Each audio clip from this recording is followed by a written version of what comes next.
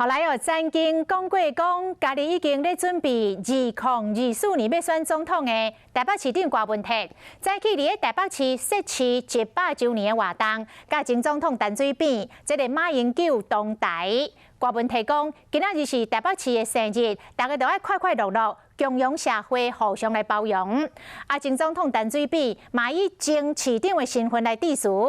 伊讲伊互邀请来出席，比啥物人拢搁较欢喜。伊讲市长做伙坐落来，但是条也无法度，两话无法度。伊呼吁讲，会当坐落来讲是好代志。台北市设置100周年，中秋节这一天，伫咧网界西本院士举办纪念的展览，邀请到历届的市长、议长做伙来闹热。其中，以前总统也是台北市前市长的陈水扁上兄目。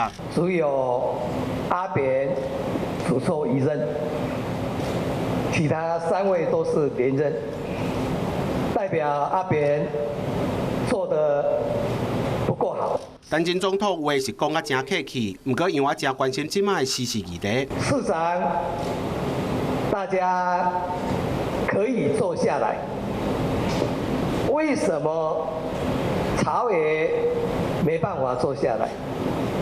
两岸更没办法坐下来，能够齐聚一堂，大家坐下来就是好事。另外一个前市长马前总统，伊来遮拢是讲历史，对朝野讲甲荣华。对台北有贡献的先人，第一个当然就是沈葆桢，没有他把府城从台南迁到台北，我们现在开会可能在台南。准备参选2024年总统的台北市长郭文哲，这一摆邀请到陈水扁、马英九两位前市长，也是前总统共台，就亲像代表伊要进军总统府，提早做准备。共荣社会就是要从这个互相包容嘛，那互相融合，这个可以互相光荣所以这个我倒觉得这是一个很好的一个机会，你知道吗？来展现说，在今天是台北市设市100年，这100年这种日子很难得嘛，那大家可以高高兴兴、快快乐乐。一场纪念的活动，大咖的政治人物隆重来，现场是满满的政治味。